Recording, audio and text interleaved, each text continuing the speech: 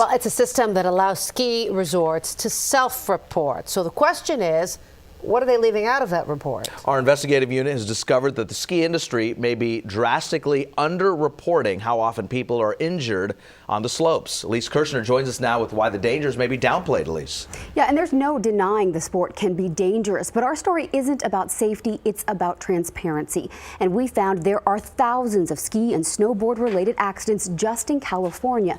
They are incidents that you won't hear about from the ski industry.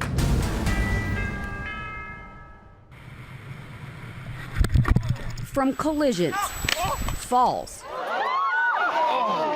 to losing control.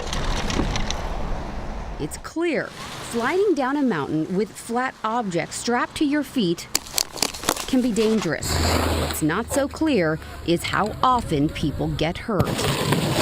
Even though most ski areas are on federal land, no one independently tracks accidents and trends on the slopes.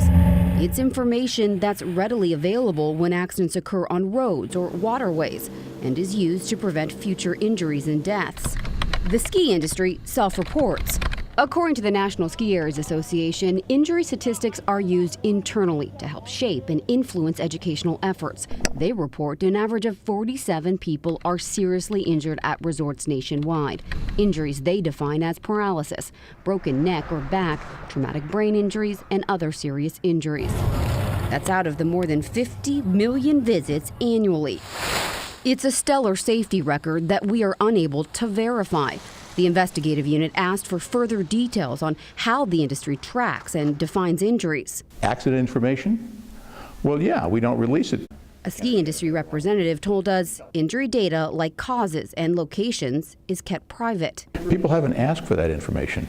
We have 300,000 season pass holders, and we listen to them. They understand that we have safety cultures. We have very strong safety cultures. The ski industry says there have been amazing strides in reducing fatalities and injuries over the decades, and they are now a rare occurrence. Ran right into me, blindsided me. While there is no independent system for tracking accidents and trends at resorts, the state health department does keep count of how many skiers and snowboarders turn up in California emergency rooms. Like this man who collided with another skier at a Tahoe area ski resort. Big ball of blood here. According to data we obtained from the state, medical staff just in California treat more than 6,000 people a year for ski or snowboard related ailments, including serious injuries like broken necks, backs, traumatic brain injuries, in addition to sprains or strains. Compare that to the 47 serious injuries nationwide reported by the ski industry.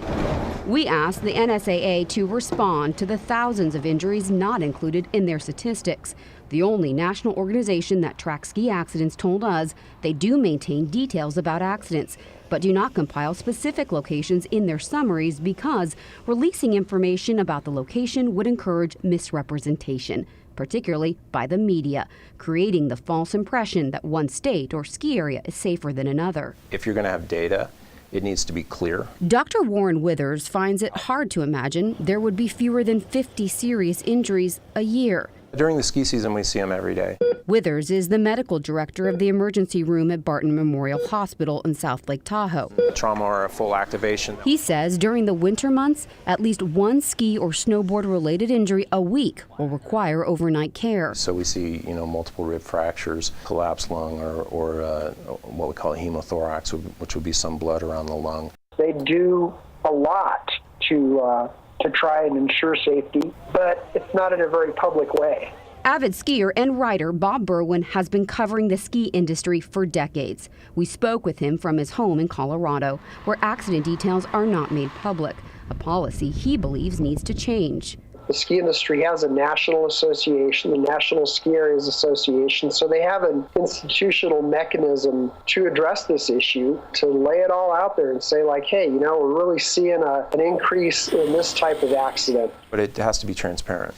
Transparent accident data that could prevent more deaths and injuries on the mountain. Data is tremendously important, especially identifying patterns of injury, because that's how you identify ways to improve safety measures.